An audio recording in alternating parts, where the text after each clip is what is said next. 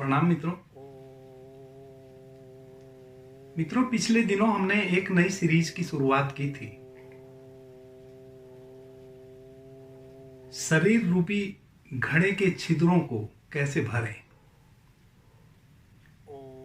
जैसे एक छिद्र वाले घड़े में पानी नहीं ठहरता, वैसे ही हमारे शरीर में जो अनेकों छिद्र हैं, उन छिद्रों के माध्यम से जो हम बाहर गति करते हैं,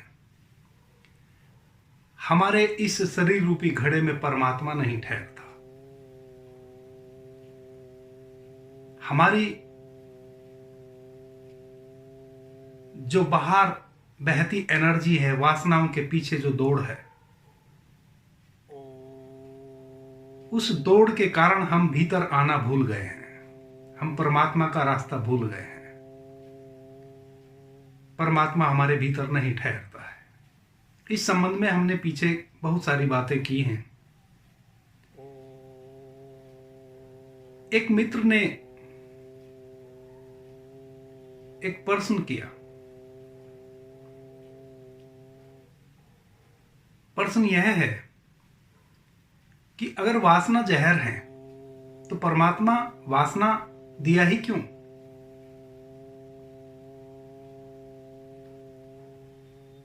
प्रश्न तो बड़ा सीधा साधा है।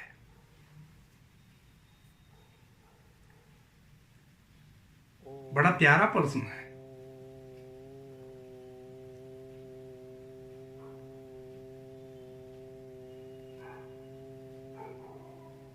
सवाल उठता है कि वासना को जहर कह ही कोई क्यों रहा है? मैंने भी कब कहा कि वासना जहर है? वासना जहर हो कैसे सकती है? वासना तो जहर नहीं हो सकती। वासना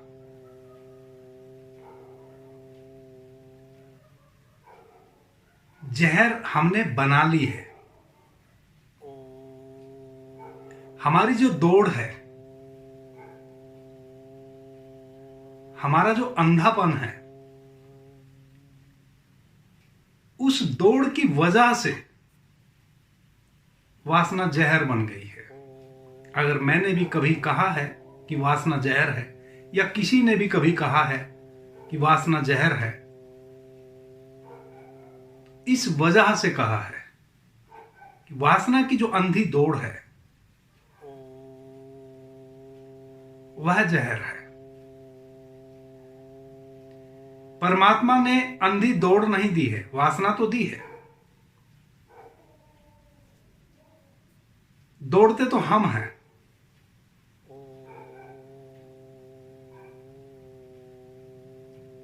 और वासना सिर्फ मनुष्य को ही परमात्मा ने दी हो ऐसा भी नहीं है। सभी जीव जंतुओं में वासना दी है।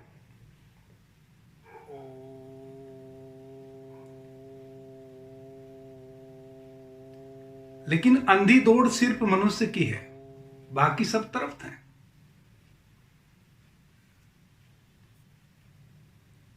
किसी जानवर को कभी आतरप्त देखा? किसी पेड़ पौधे वनस्पति को कभी आतरप्त देखा? प्रत्येक की अपनी गरिमा है, अपनी गरिमा में सब खिले हैं। कितना ही ऊंचा ताड़ का वृक्ष हो, चीड़ का वृक्ष हो, उसके नीचे जो एक घास का तिनका है, एक छोटा सा घास का पौधा है,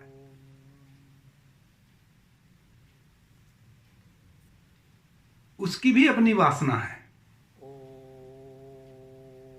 वह भी खिलता है, लहलहाता है, सौंदर्य से भरा है, अपने सौंदर्य को लुटाता है।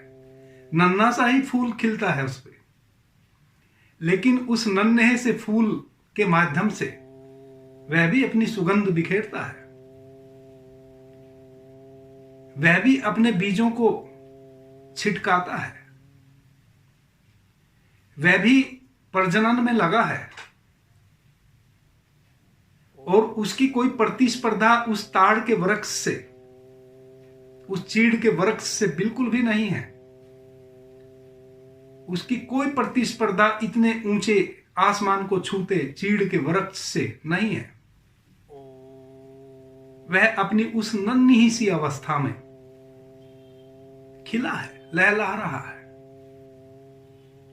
आंधी तूफान आते हैं, चीड़ का वृक्ष तो कई बार गिर जाता है, लेकिन वह घास का पौधा तो लेट जाता है। आंधी तूफान गुजरा कि फिर खड़ा हो गया, फिर लहलहाने लगा। हर प्रत्येक प्राणी, हर प्रत्येक वनस्पति अपनी गरिमा में जी रही है।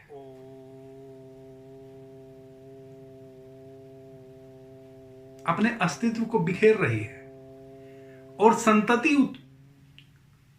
नियमन को भी संभाले हुए है। हर प्रत्येक पौधा, हर प्रत्येक प्राणी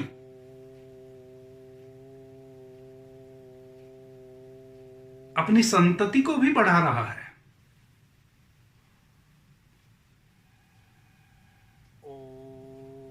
देखा ना, एक कपास का पौधा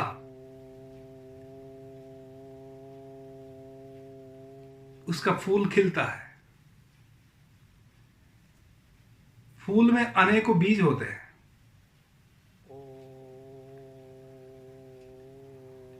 कपास, सेमर, आंख, अकोन, प्रत्येक बीज से रुई चिपटी होती है। फूल खिलता है, पकता है,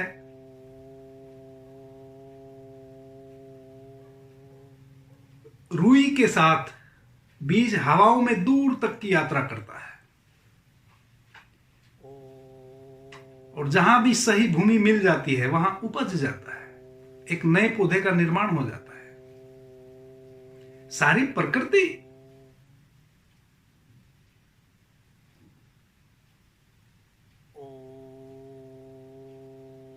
संतति को बढ़ा रही है। कहां कोई पाप हुआ जा रहा है? हम किसी पौधे को तो नहीं कहते कि आप कोई पाप कर रहे हैं। हम पशु पक्षियों को तो नहीं कहते कि आप कोई पाप कर रहे हैं।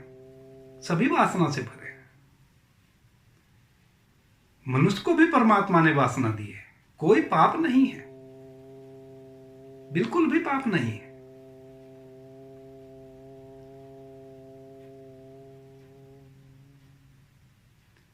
संतान उत्पत्ति के लिए वासना दी है।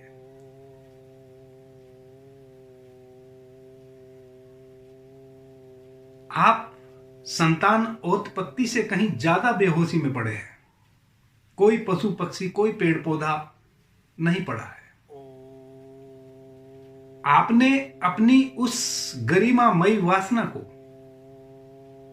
जिससे एक नया जीवन पनपता है, उसको आपने दूषित कर लिया है। आपने उसको जहर बना लिया है।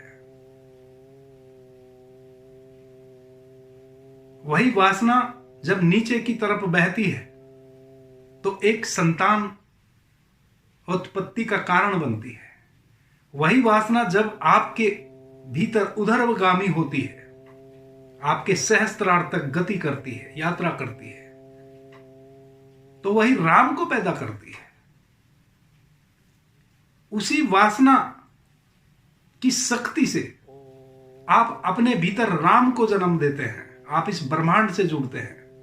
उसी वासना की शक्ति से आप एक संतान की उत्पत्ति करते हैं। किसने कह दिया कि जहर है? यह तो अमृत है। वासना तो अमृत है।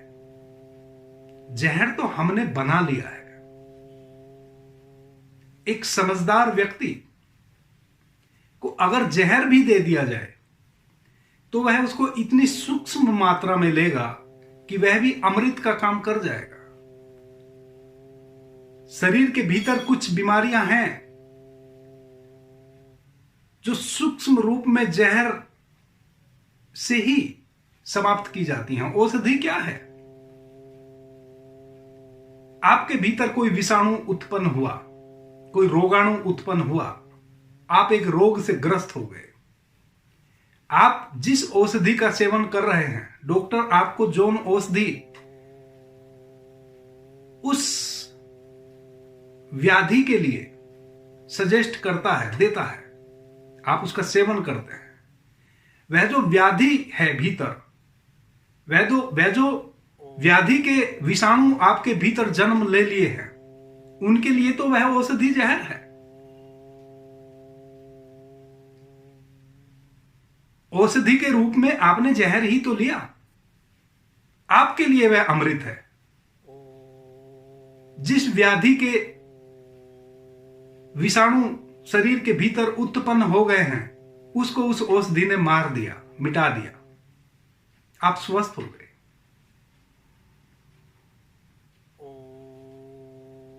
लेकिन उस जीवाणु के लिए तो वह औषधि जहर है। वह औषधि आपके भीतर गई कि उसकी मृत्यु सुनिश्चित हो गई। और डॉक्टर का यही तो कार्य है। एक चिकित्सक और क्या करता है? उसने एनाटॉमी फिजियोलॉजी का अध्ययन किया है, उसने मैटेरिया मेडिका का अध्ययन किया है। वह जानता है आपके किस पार्ट में, बॉडी के किस ऑर्गन में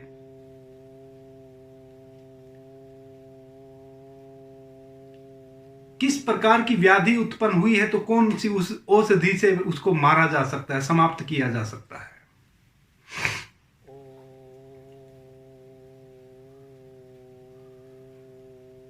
एक व्यक्ति को अगर जहर दे दिया जाए तो वह इतनी सूक्ष्म मात्रा में उसको लेगा कि वह जहर उसके लिए अमृत बन जाएगा, उसकी भीतर की व्याधियां समाप्त हो जाएंगी। एक व्यक्ति को, नासमझ व्यक्ति को अगर अमृत भी दे दिया जाए तो वह इतनी मात्रा में उसको ग्रहण कर लेगा कि वह उसको डाइजेस्ट नहीं होगा और वह उसके लिए जहर बन जाएगा और वह बीमार पड़ जाएगा और उसकी मृत्यु तक हो सकती है।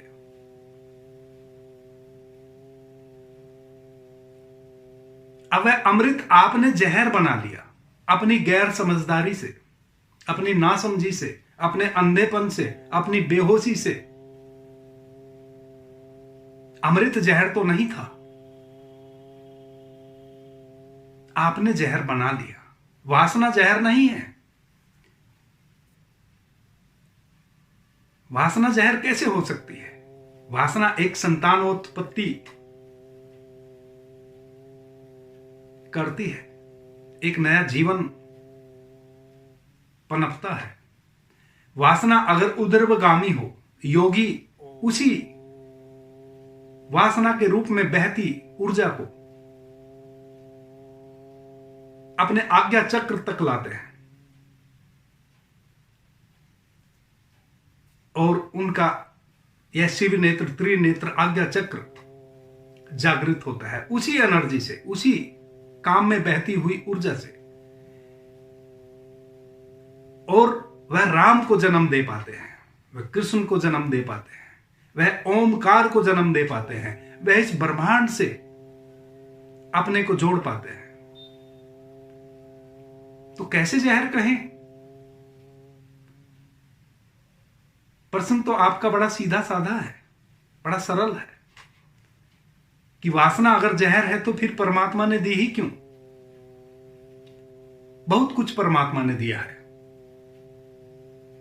जो भी परमात्मा ने दिया है बड़ा समझ के दिया है। परमात्मा नासमझ नहीं है, या प्रकृति नासमझ नहीं है। प्रकृति ने जो भी बनाया है सब संतुलित है।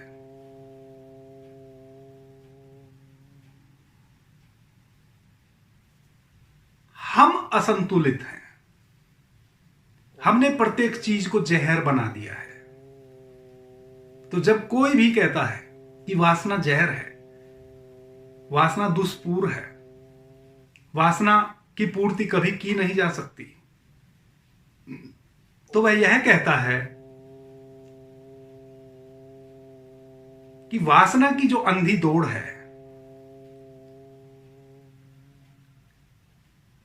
जो वासना के जंजाल में पड़ गए हैं और ठहराव जिनके भीतर नहीं है, वह ठहर नहीं सकते हैं।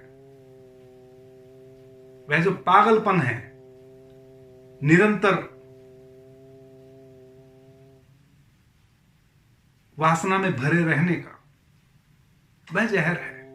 और वह भी जहर इसलिए है कि उसी वासना की शक्ति को आप उर्ध्वगामी कर लिए होते तो राम को जन्म दे पाते।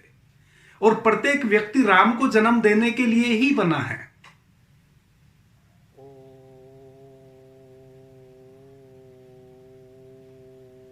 आप चूंकि उससे वंचित रह जा रहे हैं, इसलिए जहर है। जीवन में पाने को और बहुत कुछ है, जिसको पाने में हम अक्षम हो जाते हैं वासनाओं के कारण, वासनाओं की अंधी दौड़ के कारण। आप भली भांति जानते हैं किसी भी वासना की पूर्ति कभी की नहीं जा सकती। वासना चाहे काम की हो, वासना चाहे धन की हो, पद की हो, यश की हो, प्रतिष्ठा की हो, और बहुत कुछ बाकी रह जाता है। आप अंतिम तक नहीं पहुंच पाते। मैंने ययाति की कहानी कही ना पीछे, 1000 वर्षों तक जिया। हर 100 साल बाद मौत उसके दरवाजे पे दस्तक देती रही कि भाई अब बहुत हुआ, चल। और वो कहता था, रोता था, मौत से प्रार्थना करता था कि अभी तो मैंने कुछ भी नहीं पाया।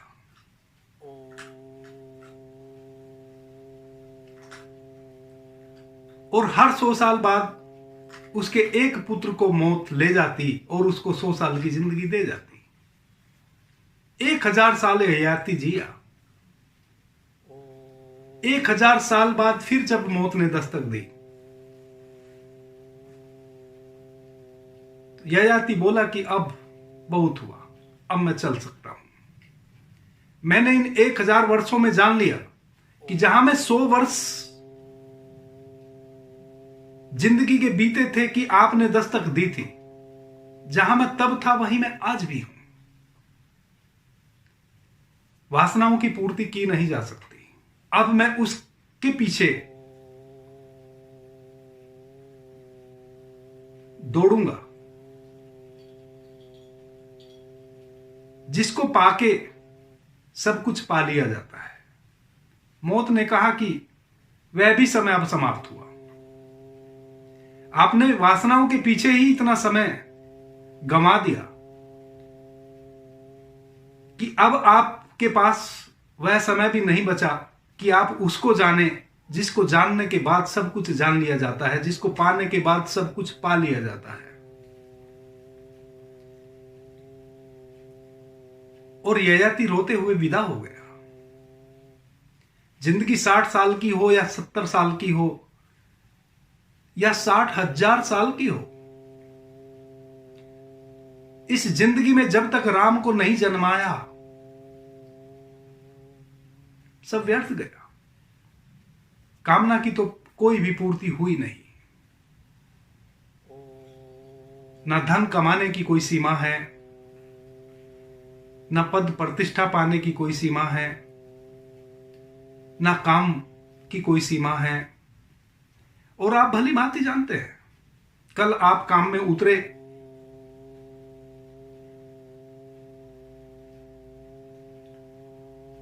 और थोड़ी देर बाद फिर पता चला कि अतृप्त,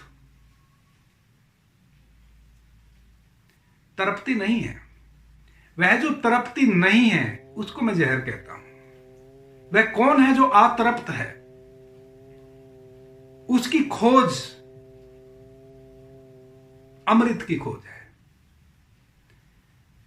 आपको मैं कहता हूं कि वह जो अतृप्त है आपके भीतर, जो किसी भी वासना से तृप्त नहीं है, वह जो अतृप्त है उसको खोजो, उसको पकड़ो। वह पकड़ में आया, अब तृप्त हो जाएंगे। वह है राम।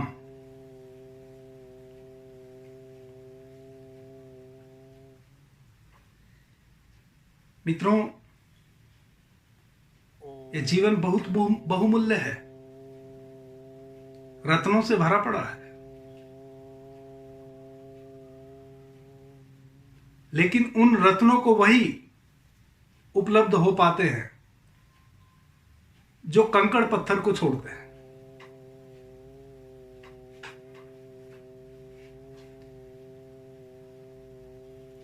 प्रत्येक व्यक्ति लास्ट में पछताता है जब उसके पास पाने को बहुत कुछ होता है, जिंदगी नहीं होती है हाथ में। शरीर के जाने का वक्त आ चुका होता है, तब प्रत्येक व्यक्ति को समझ आती है कि मैंने क्या पाया।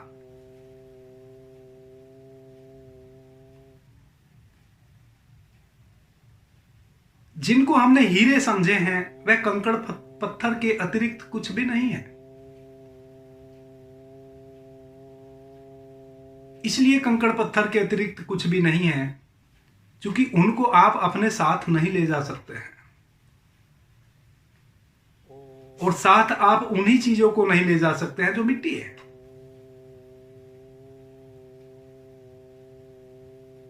साथ जाती है आपकी भगवत्ता,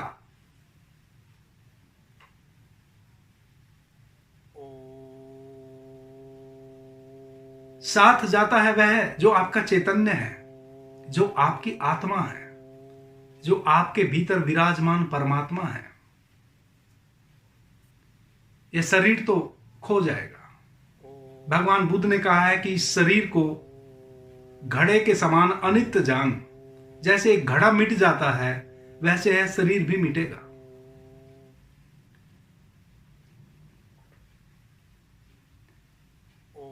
भीतर स्वर्ण की खदान है,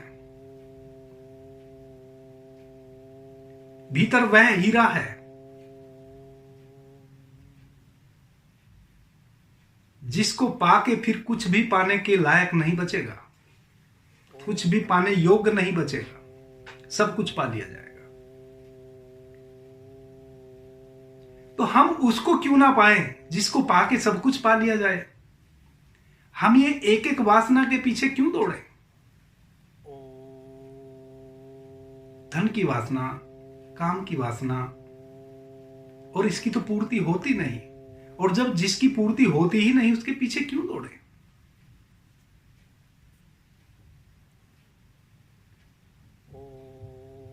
हम उस राम को अपने भीतर क्यों ना जन्म दें।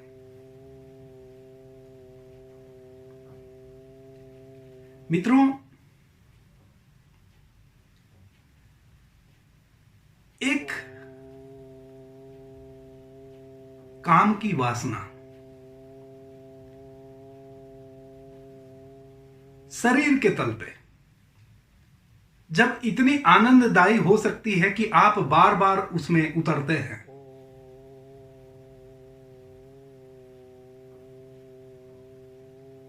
आप एक स्त्री से दूसरी स्त्री की ओर छलांग लगाते रहते हैं, कामना करते रहते हैं।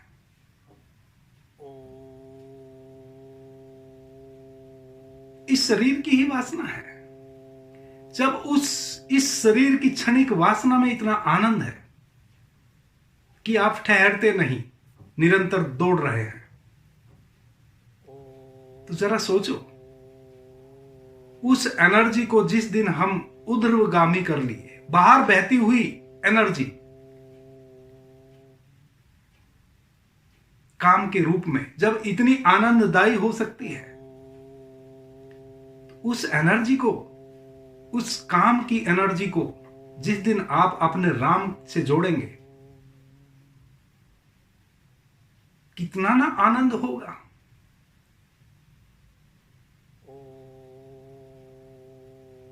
सारी योग, सारी विद्या उसी से जुड़ने की है। सारे सद्गुरु उसी की कहानी कहे हैं। सारी गीता उसी का सार है, सारी रामायण उसी का सार है, सारे शास्त्र उसी से भरे पड़े हैं। कैसे उस राम को अपने भीतर जन्माए, कैसे अपनी ऊर्जा को उस राम से जोड़े। सारे वेद, सारे शास्त्र, सारे सदग्रंथ और जितने भी मनीषी हुए हैं, सबने उसी का संकेत दिया है। आप गीता भी पढ़ लेते हैं, आप वेद भी पढ़ लेते हैं, सुन लेते हैं, लेकिन दौड़ आपकी खत्म नहीं होती। आप कभी नहीं सोचते कि उस राम को जन्मने में, अपनी इस काम ऊर्जा को उस राम से जोड़ने में कितना आनंद हो सकता है। हम विवेकानंद का सत्य प्रकाश पढ़ते हैं,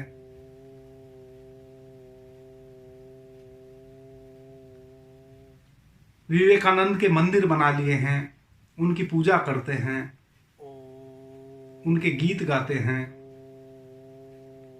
लेकिन विवेकानंद को क्या मिला था, उनके भीतर क्या खिला था, दो क्षण उस संबंध में हम कभी सोचते ही नहीं। विवेकानंद तो इस शरीर से विदा ले लिए यह कहते कहते कि आप भी वह बन सकते हैं जो मैं हूं, आप भी उस राम को जन्मा सकते हैं।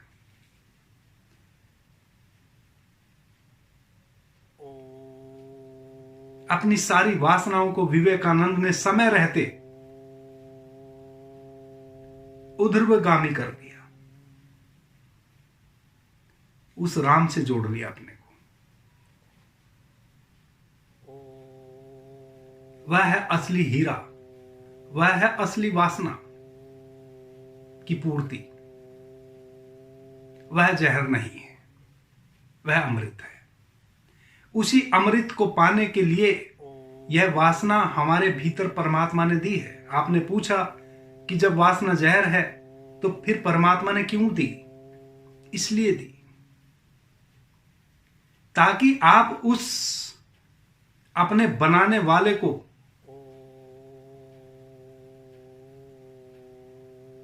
देख सकें, उससे अपने को जोड़ सकें, उसको धन्यवाद दे सकें, उसके प्रति अहोभाव से भर सकें और उस परम आनंद को प्राप्त हो सकें,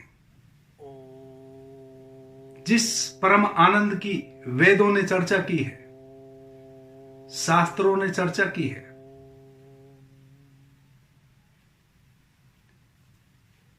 जिस आनंद की मनीषियों ने चर्चा की है, जिनके हम गुणगान गाते हैं, जिनके हमने मंदिर बना लिए हैं, जिनकी हम पूजा करते हैं, जिनका हम ध्यान करते हैं, जिस परम आनंद की बात उन्होंने कही है, उसके लिए शरीर बना है।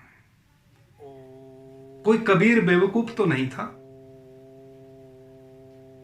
कोई बुद्ध, महावीर या मीरा पागल तो नहीं थी।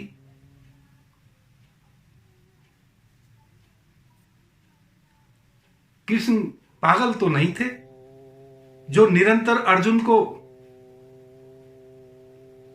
कहते चले गए कि भाई तू जो है वह नहीं है, तेरे भीतर कौन है, वह तू है, और तेरे भीतर जब तू उतरेगा तो वहां मुझे पाएगा।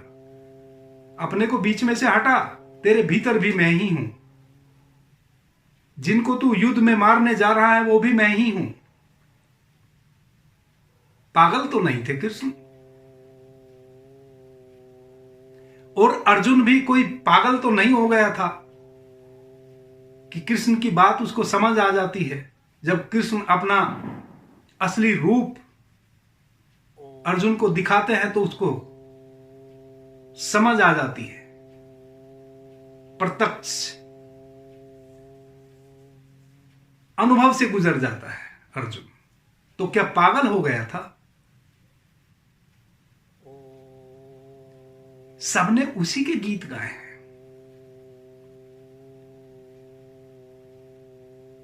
वह जो हमने अपने शरीर को अपना होना समझ रखा है, आप इस शरीर से बहुत ज्यादा हैं। हमने जिन वासनाओं को आनंद समझ रखा है, आनंद वासना रूपी आनंद से कहीं बहुत ज्यादा है। उस ज्यादा की ही बात कृष्ण करते हैं। उस ज्यादा की ही बात सारे शास्त्र सभी सदग्रंथ करते हैं। उस ज्यादा को पा लेने के लिए ही आपको यह शरीर मिला है, ताकि आप इस शरीर में उस मरण धर्मा को जान सके, जिसका ना कभी जन्म होता है ना मृत्यु होती है, जो निर्वासना में है, जो सभी वासना से ऊपर है। जो भी वासनाएं हैं सब शरीर के तल पे है। इस शरीर से जागने की ही सब बात करते हैं। कैसे जागें उसके संकेत देते हैं। अर्जुन को वही संकेत कृष्ण ने दिए, वही संकेत आपके सारे वेदों में भरे पड़े हैं। हमें वेद कंठस्थ भी हैं, लेकिन यात्रा हमारी बाहर की तरफ ही है, भीतर की तरफ हम लौटते ही नहीं। भीतर है वह हीरा, जिसको समझ आ जाता है वह तर जाता है। एक छोटी सी कहानी मुझे ख्याल में पड़ती है। एक कुम्हार अपने गधे को लिए जंगल जा रहा था। वहां से उसको चिकनी मिट्टी भर के लानी थी, जिससे कि वह बर्तन बनाता है। रास्ते में उसको एक बड़ा सा पत्थर, चमकीला पत्थर पड़ा हुआ मिला। बड़ा चमकीला पत्थर था। कुम्हार ने उस पत्थर को उठाया, चमकीला होने की वजह से, और अपने सबसे प्यारे गधे के गर्दन में उसको बांध दिया, गर्दन में लटका दिया और आगे बढ़ गया। उस रास्ते से एक जोहरी गुजर रहा था। उसने गधे के गर्दन में लटकते हुए उस पत्थर को देखा कि भाई ये तो बेशकीमती हीरा है, और इतना बड़ा हीरा तो मैंने कभी देखा ही नहीं, ये तो बहुत ही बेशकीमती है। और इस बेवकूफ ने गधे की गर्दन में लटका रखा है। इसका मतलब इसको पता नहीं है कि यह क्या चीज है। उसने कुम्हार को रोका, कहा कि भाई ठहरो, यह जो गधे के गर्दन में आपने पत्थर लटका रखा है, इसको बेचना है? वो बोला कि क्या करूंगा बेच के, अच्छा है, सुंदर लग रहा है, चमकीला है, मेरा बड़ा प्यारा गधा है, उसकी गर्दन में मैंने इसको लटकाया है, बड़ा सुंदर लग रहा है। उसने कहा देख लो, मैं इसके कुछ दाम तुझे दे दूंगा। तो कुम्हार ने कहा कि कितने दाम दे दोगे? बोला कि 50 पैसे दे दूंगा। बोला कि नहीं बेचना है। बोला मैं 1 रुपया दे दूंगा। कुम्हार बोला कि नहीं, 1 रुपये में भी नहीं बेचना है। उस जोहरी ने कहा कि भाई मैं तुझे 10 रुपये दे दूंगा। उस कुम्हार ने कहा कि भाई 10 रुपये से तो अच्छा है कि मेरे गधे के गर्दन में बंधा है, कम से कम मेरी बार बार उस पर निगाह जाती है, सुंदर लगता है, सुंदर दिखता है। 10 रुपये में क्या, 10 रुपये तो खर्च हो जाएंगे।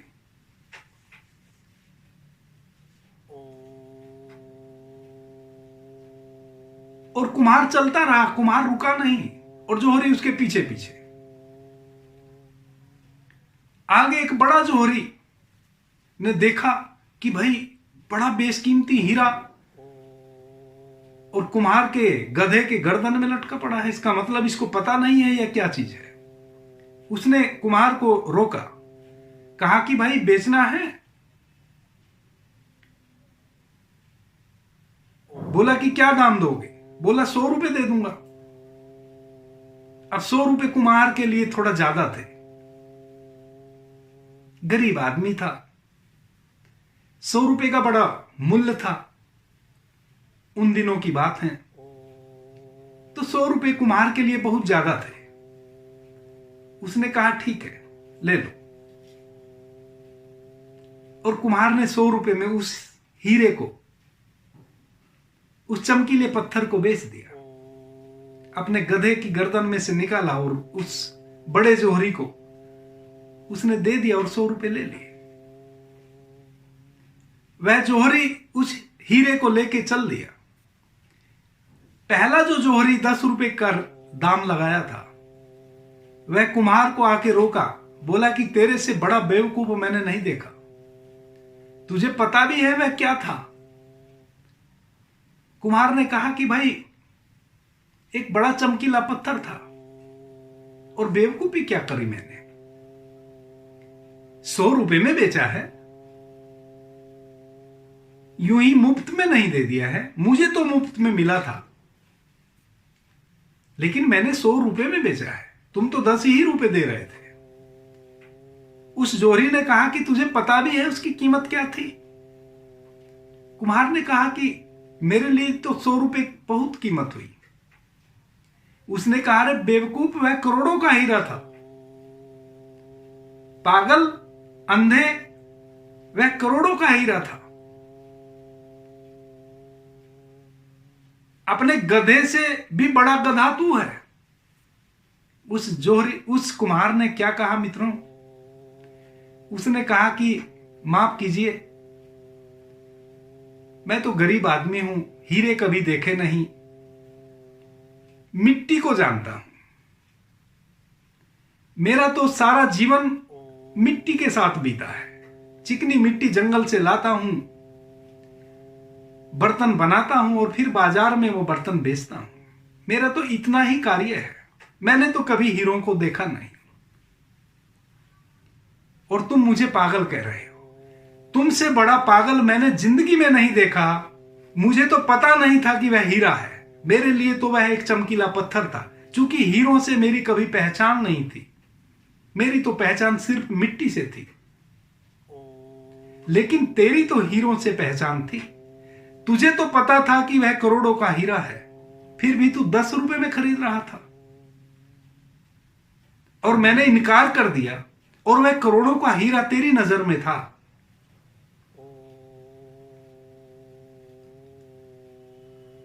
तेरे से बड़ा गधा मैंने अपनी जिंदगी में नहीं देखा, जिसने जान लिया कि यह हीरा है और करोड़ों का है, और तू उसको नहीं खरीद पाया। तेरे से बड़ा गधा मैंने नहीं देखा। तू मुझे बेवकूफ कहता है, मैं कहता हूं तेरे से बड़ा बेवकूफ इस दुनिया में नहीं है, क्योंकि मुझे तो हीरे की कोई पहचान ही नहीं है, मेरा तो कभी हीरों से वास्ता ही नहीं पड़ा।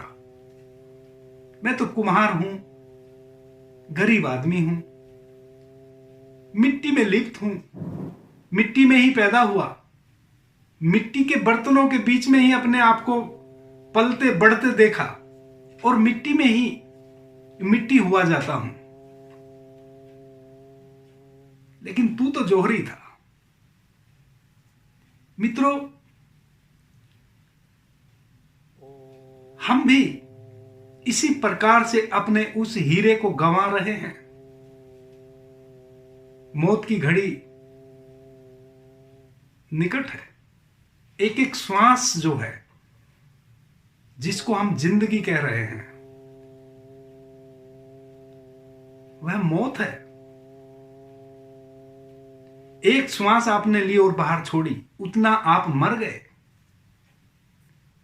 जिसको आप जिंदगी कहते हैं, वह मौत से ज्यादा कुछ भी नहीं है। एक एक श्वास, जाती हुई श्वास के जाते ही, आपकी आती हुई श्वास जैसे ही बाहर जाती है, उतनी ही मात्रा में मौत आपके निकट आ जाती है, क्योंकि आप उतना जी लिए, या कहें उतना मर चुके।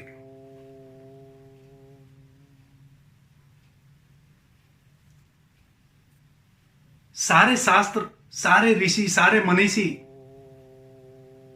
पागल तो नहीं है जो चिल्लाते रहे हैं। उस हीरे के लिए अपनी वासना की शक्ति से आप उस हीरे को उपलब्ध हो सकते हैं, जिसको राम कहते हैं, जिसको ओम कहते हैं, ओमकार कहते हैं।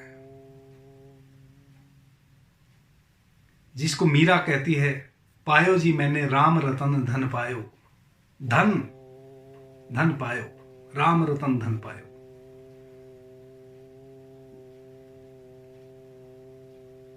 कहीं उस जोहरी जैसी स्थिति हमारी ना बन जाए कि समय रहे नहीं और हम चेते नहीं, और जब हम चेते हमारे पास समय नहीं रहा। वासना जहर नहीं है, वासना की अंधी जो दौड़ है वह जहर है, और वह जहर इसलिए है कि वह हमें राम से दूर करती है, हमें उस हीरे से दूर करती है जिस हीरे को पाके और कुछ भी पाने योग्य नहीं बचता है। अभी के लिए इतना ही। आपने मुझे ध्यान से प्रेम से सुना, उससे मैं अनुग्रहित हूं। सभी मित्रों को मेरा प्रणाम, धन्यवाद।